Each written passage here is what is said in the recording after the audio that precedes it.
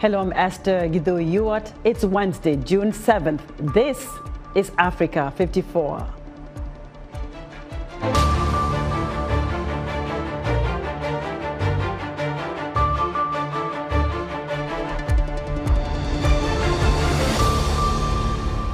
Sudan's warring military factions restart ceasefire talks sponsored by the United States and Saudi Arabia, but fighting continues by air and on the ground in the capital Khartoum. Activists work to educate women on ways to protect themselves from sexual violence in the IDP camps of the Eastern Democratic Republic of Congo. And a Kenyan comedian is showcasing the positive side of Africa and creating jobs for many talented people.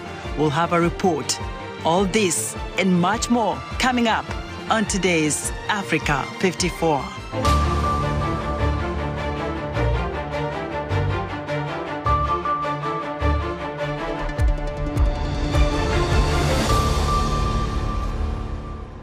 Sudan's warring military factions are restarting ceasefire talks sponsored by the United States and Saudi Arabia, according to Al Arabiya television. Clashes, however, continued Tuesday by air and on the ground in the capital Khartoum.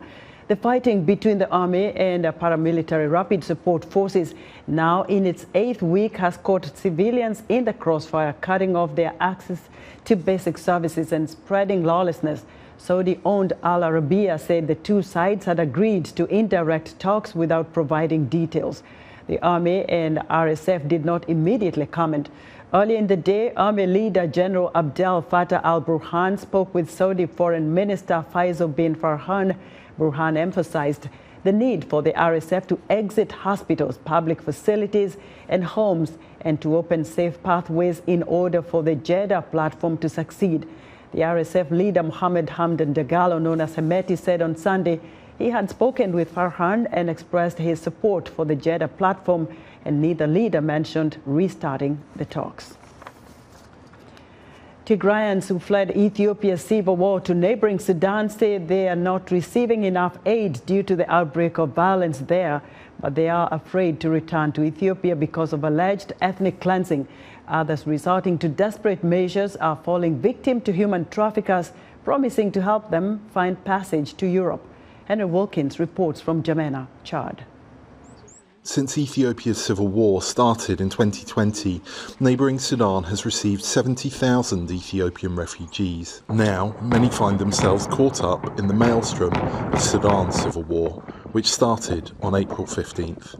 An Ethiopian refugee in a camp near the Sudanese city of Gadaref, who asked to remain anonymous out of fear for his family's safety, told VOA by phone, "Since there is no medicine, and there is a shortage of water and food. Also, there is a high market price, and there is no way also where the refugees can get money, even from family abroad, since the banks are not working." He says this situation has persisted since Sudan's war started. Although Ethiopia's war has broadly come to an end thanks to a peace process started in November, Ethiopia's Tigray region is still far too dangerous for most refugees to return. On June 1st, Human Rights Watch said a campaign of ethnic cleansing against Tigrayans is ongoing despite the peace agreement. A report by the British newspaper The Guardian on May 15th said Ethiopian refugees in Sudan are falling into the hands of human traffickers who promise passage to Europe. Some are even being kidnapped by them. For the people from Ethiopia, it's clear there was some progress in a peace accord, but there wasn't a process for returning people, or that wasn't necessarily their immediate intention.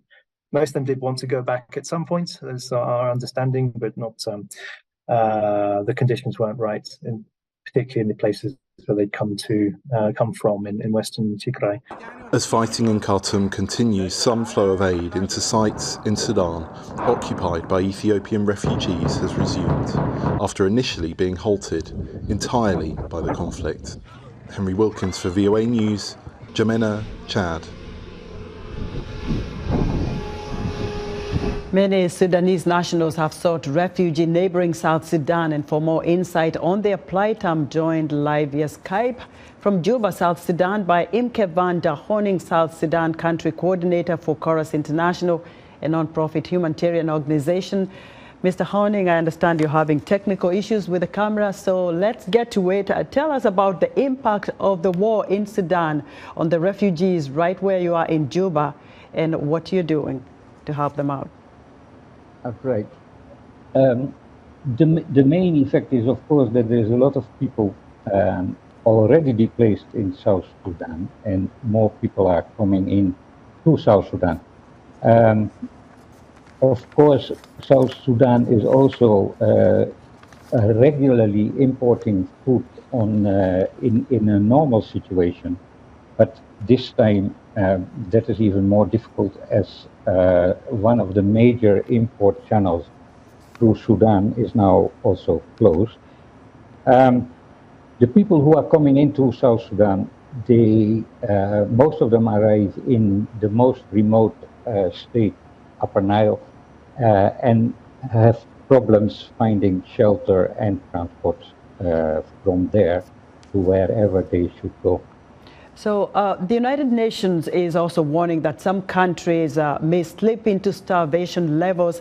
What are humanitarian organizations such as yours doing to ensure these refugees do not starve and that they access at least some basic medical care? At the moment, IMA is our partner, IMA World Health, and we are providing emergency health mobile clinic in some of the areas, but also the refugee crisis in South Sudan from the north is that out of the about 100,000 official people coming out of Sudan, about 90,000 are returnees, people who fled the conflict in South Sudan and are now returning. So it's much more difficult. And what are other factors that are contributing to this worrying kind of, alarm that we're hearing from the UN to this food insecurity? Yes, as I mentioned, even in a normal situation, South Sudan is importing food. That's much more difficult now, and the only channel to import food would be through Uganda, and then getting the food all the way up to the northern part of the country has been very difficult, and now is even more difficult due to the unsetting rains that make road transport almost impossible. So how are you preparing for that? The rainy seasons, of course, this flooding. How are you preparing to continue helping these refugees during that season? All the 8 organizations are working together with UN OCHA and the other organizations, UNHCR, to get as much food as possible toward the areas where it's needed. World Food Program is stepping up and making sure that the food reaches where it should. Mr. Imke, thank you very much for your insight. Imke van der Honing is South Sudan Country Coordinator for Chorus International. Sexual violence is prevalent and persistent problem in the IDP camps across the Eastern Democratic Republic of Congo. To stop this, activist Pase Mubalama and others are working to sensitize women in Lushagala IDP camps on ways to protect themselves. VOA's Paul Ndiho has our report. It is daunting for aid workers working in IDP camps across the Eastern DRC. But for activists like Pasi Mubalama, a former Mandela Washington Fellow, commonly known as Yali, it is a mission worth pursuing. A victim of sexual violence herself, she set out to educate women on ways to protect themselves from sexual violence. We are doing actually sensitization and to mobilize the community on preventing and respond to violence, gender-based violence in the camp. And we are also trying to provide psychological support. Through her NGO, AIDS Profin, Pasi has seen firsthand the impact of sexual violence on vulnerable people living in IDP camps. Overwhelmed by the daily occurrences, she knew she had to do something. So she started organizing workshops for survivors of sexual violence in the camps, informing them about the importance of prevention and response. We also work on positive masculinity because most of the time men are the perpetrators of sexual violence. So we are trying to work both sides with men and women. Mubalama says it is challenging and emotionally exhausting experience, but it's also fulfilling to see people start to rebuild their lives after experiencing such trauma. Unfortunately, she adds, the problem of sexual violence in IDP camps is deeply embedded in the society. We believe keeping silence is not good.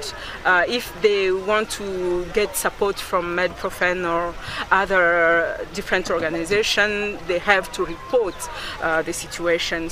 She says they usually advise women to work in groups, especially if they are going to go into forests to collect firewood. When you are in a group, that person can also be afraid to do something wrong. So we usually encourage them, to go in group. Despite the challenges, she believes that progress is possible with small incremental steps to change lives and give hope to the hopeless. Paul Diho, VOA News. Turning to East Africa now, a proposed finance bill in Kenya would see taxes hiked for fuel and housing, prompting a protest in Nairobi on Tuesday that was broken up by police firing tear gas. David Doyle has more.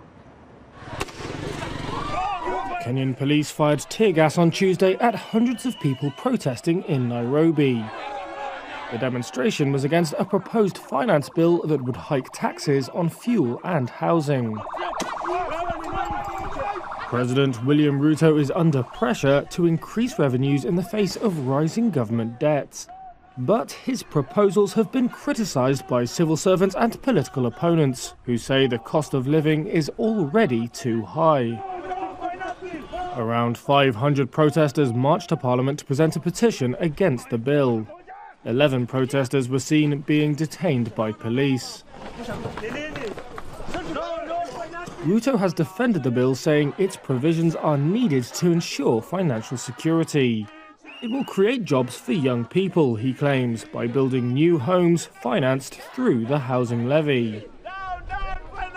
The opposition Azimio la Umoja party has been leading protests since March against the high cost of living and alleged fraud in last year's election.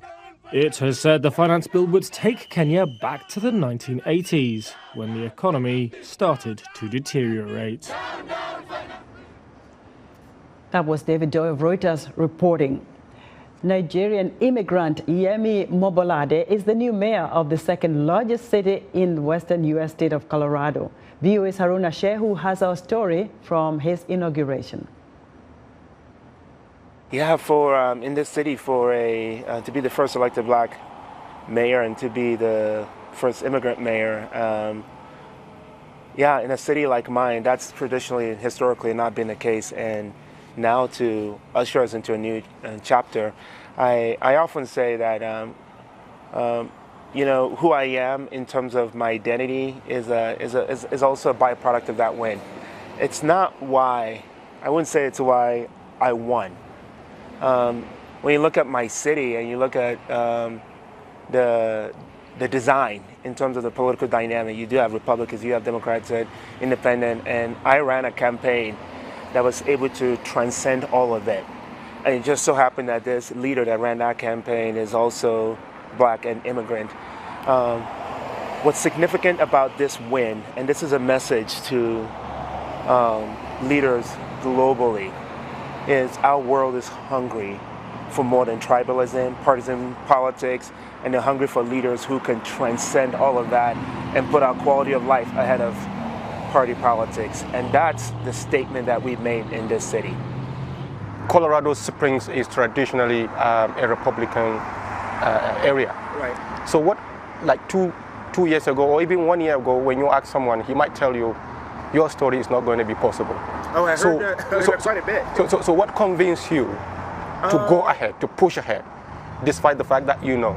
You know, part of the immigrant story is that we see opportunities, we see possibilities. I've been clear that, you know, while things are not perfect in the U.S., I mean, we're still blessed more than many.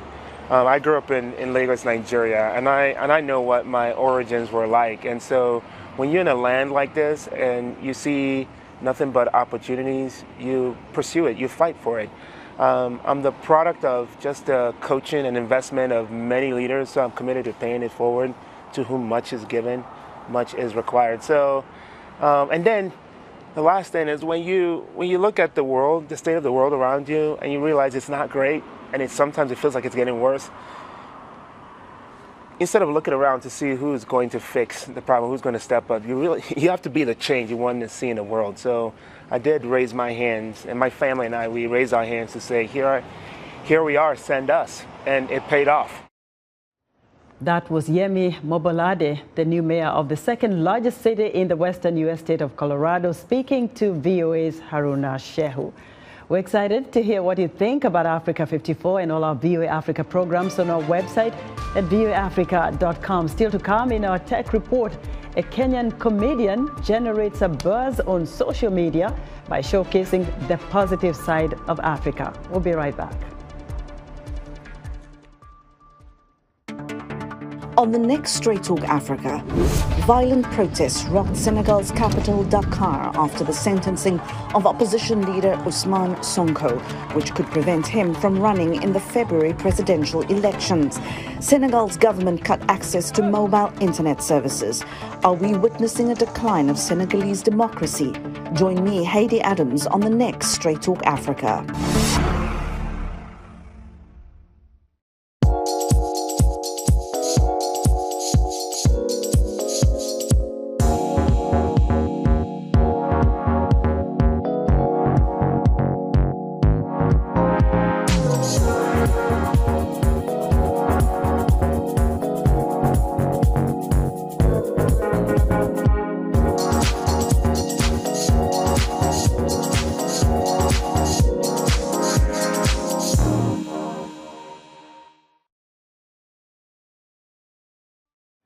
In other news, judges at a UN War Crimes Court have ruled that elderly Rwandan genocide suspect Felicien Kabuga is unfit to stand trial. That decision comes after doctors found that the former business tycoon, who is in his late 80s, suffered from dementia.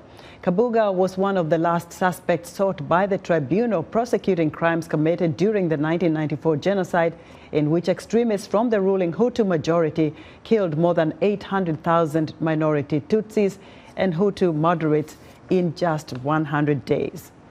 Burundi's Interior Ministry announced the suspension of the National Freedom Council, the main opposition party in the Central African country, citing anomalies that critics called an attempt to stifle dissent ahead of the 2025 legislative elections. Cameroon will begin construction in August of a railway line connecting its coast to a large iron ore deposit straddling its border with the Republic of Congo, according to Yaoundé's interim mines minister. Construction for the railway linking the deposit in Nabeba to Cameroon's southern port town of Kribi will begin in the town of Ntam. In South Africa, a legal battle is being waged over people who live in the shacks in the center of Cape Town.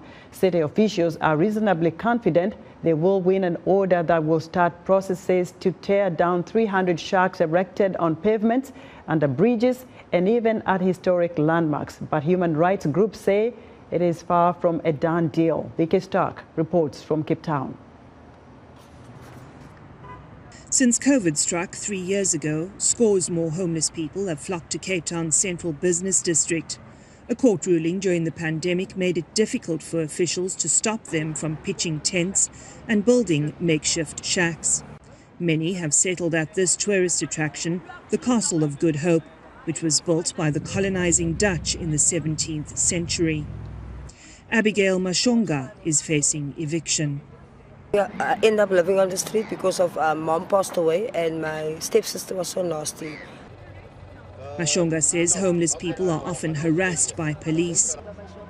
These officers are looking for robbery suspects. Very tough outside. It's not easy. You have to fight a lot of battles. Example, you want to go somewhere to something, things happen like this, there are people.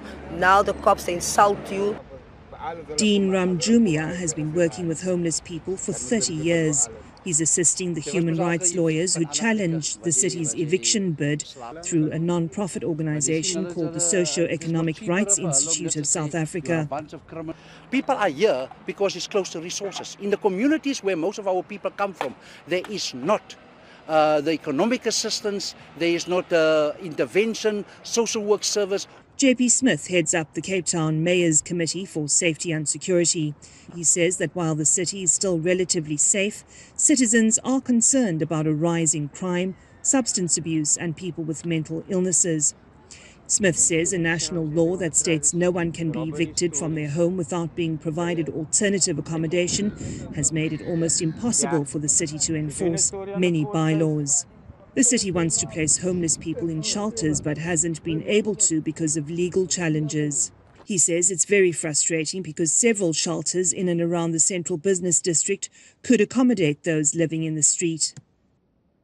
Especially when you have made available, viable and accessible and well-located accommodation for people, which accommodation has vacancies every single night. We publish those figures and there is not a single night when the shelters are completely full. In this case, the city is hoping all parties will be happy with a new shelter planned for the affluent seaside suburb of Greenpoint. Smith says if the situation continues unchecked, it could hurt the city's tourism and events industries, which employ tens of thousands of people and depend on safe, usable public spaces. The eviction court case will be heard in October. Vicky Stark for VOA News, Cape Town, South Africa. Like other sectors of the economy, the creative industry, especially comedy, is booming on social media. Analysts say that comedy, if used properly, can showcase the positive side of Africa and create employment for many talented people. For more, Africa 54 technology correspondent Paul Ndiho spoke to Innocent IQ Masaki, a Kenyan comedian dubbed The Villager, whose comedy is generating a buzz on social media and has helped him to take his skits to the next level.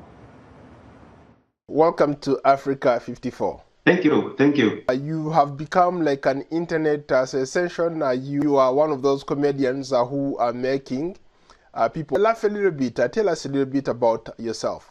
I'm a stand-up comedian, and when I do comedy online, I do something called edutainment. Whenever I do something online, I make sure that it is educative. It has something to maybe it has to educate people or change someone in one way or another. I see a lot of young people taking advantage of the technology that we have today. If you didn't have like access to the internet, to the technology that you're using to put this content out there, you would be in such a position for you to do what you do. Technology is very important in a country, especially internet. What government needs to do is to provide cheap internet, both in urban and rural areas across Africa. And when it comes to this kind of art that we are doing online, many young people will find what to do online, and it will create some sort of self-employment, and it will sustain some of the people. Actually, this is something very good. Technology is good and government should look into it. What makes you different from all the other comedians? Why should I pay money to watch you, or why should I go online to look for you? What makes us as a team unique from other comedians is we are actually, whatever we do it from intellectual point of view. But for us, we have to sit down and we come up with something intellectual, something which someone cannot believe that someone can do such kind of a thing. So it is not easy to come up with something intellectual because not everyone has the same level of intellectual capacity or capability to come up with something funny from intellectual point of view and entertain people and at the same time educate people. When you post a clip, how many views do you get, like on average? 6.9 million views on TikTok. Interesting. And you can get 1 million views, 200,000, 300,000, and on Facebook we get 700,000, 500,000, 300,000 views. You have had some success doing what you do online and maybe also doing stand-up comedy. What does it take to be in your shoes? Hard work, consistency, and also you must have like intellectual kind of talent, and you must have good communication skills. What's your favorite skit? It is a skit that I did and I put it on TikTok.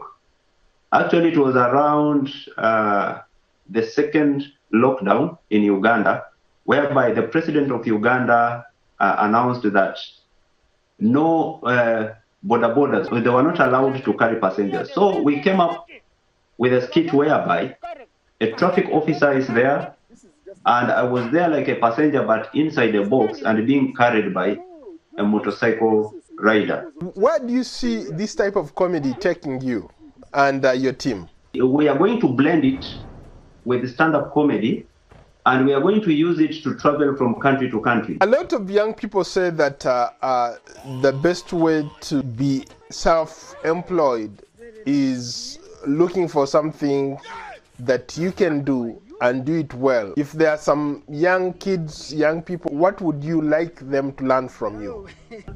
Follow your dream. And to the parents, if you see that this person is becoming something like online or he has some kind of talent, support that talent. And another thing to the young generation is avoid doing something which is against the moral requirements in the society.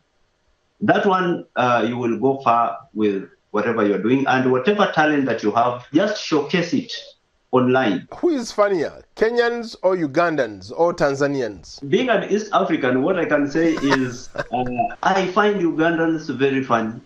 I find again Kenyans very funny, Tanzanians very funny. So it is very difficult for me to judge, but East Africans are funny.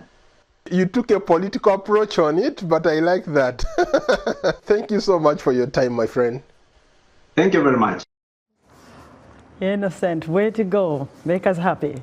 That was Africa 54 technology correspondent Paul Ndiho speaking to Innocent IQ Masaki, a Kenyan comedian making his mark in Kampala, Uganda. And that wraps up our show for today. Be sure to watch Africa 54 on our website at viewafrica.com. From all of us here in Washington, thanks for watching.